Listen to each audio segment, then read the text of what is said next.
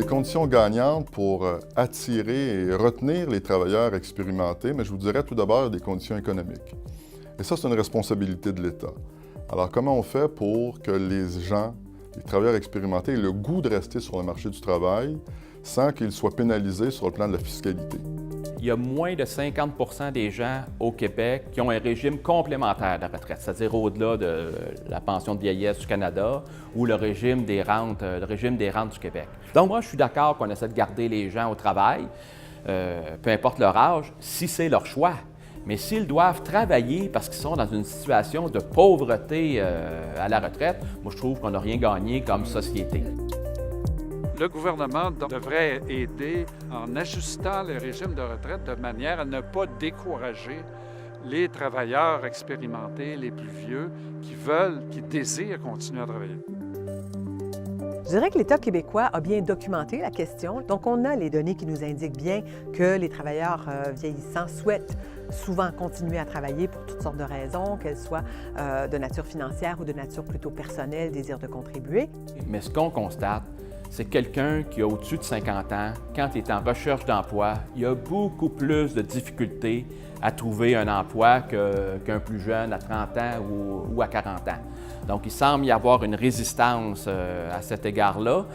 Donc, il faut modifier le comportement des employeurs pour avoir des pyramides d'âge dans les entreprises. Le risque actuel, c'est que dans le contexte d'une rareté de main-d'œuvre, le risque, c'est de ne pas être en mesure de répondre à la demande de nos clients, de refuser un certain nombre de contrats, de ne pas avoir les employés nécessaires pour faire le travail dont on a besoin, premier élément. Et le deuxième risque, c'est une perte de connaissances très importante, parce que quand on a une grande portion de nos employés qui quittent à la retraite, c'est tellement vrai, notamment dans le réseau public. C'est pas toujours de la mauvaise volonté, c'est parfois simplement on embauche les gens qui nous ressemblent, un certain nombre de stéréotypes peut-être, et aussi le fait qu'on n'y a pas nécessairement réfléchi comme bassin de main-d'œuvre potentiellement très intéressant. On est à une ère où déjà il y a près de 40, 50, 60 des travailleurs qui vont quitter dans les 3, 4, 5 prochaines années. Et si on ne trouve pas des moyens d'échelonner sur une plus longue période ces départs-là, on a une perte de connaissances, d'expérience qui est très importante et qui représente des coûts pour une entreprise. C'est sûr que si les entreprises s'adaptaient, c'est une formule gagnante, parce qu'il y aurait comme une combinaison de travailleuses et travailleurs d'expérience qui peuvent transmettre leur savoir aux plus jeunes, mais encore faut-il leur donner des conditions qui leur permettent de faire ça. Donc, ça veut dire qu'il faut repenser l'organisation du travail dans les entreprises, mais il faut le faire dans des conditions qui sont bonnes et pour les jeunes et pour les plus âgés.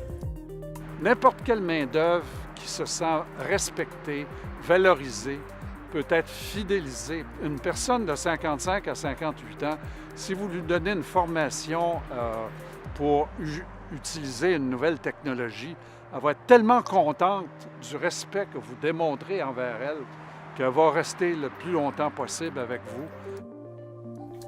On a besoin de ça dans les entreprises. Un travailleur expérimenté a une grande valeur de par ses connaissances, de par son expérience. Et avec les travailleurs plus jeunes, on peut faire du transfert de connaissances. Et là, on change de niveau parce qu'on n'est plus dans un niveau hiérarchique, parce que ce n'est plus nécessairement le patron.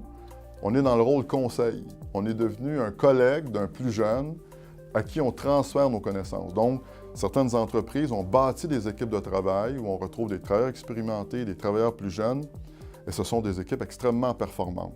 Alors, ce genre d'expérience-là, on doit les multiplier et les faire connaître auprès des autres entreprises. Je pense à la Finlande qui a fait une énorme campagne sur justement le fait que les travailleurs plus âgés, c'est des personnes expérimentées, qui ont un apport dans le milieu de travail et tout. Et c'est très intéressant parce que la Finlande avait un des taux d'activité des personnes de 60 ans et plus parmi les plus faibles. Or, ils ont remonté suite à des campagnes qui, en fait, ont simplement conscientisé les entreprises.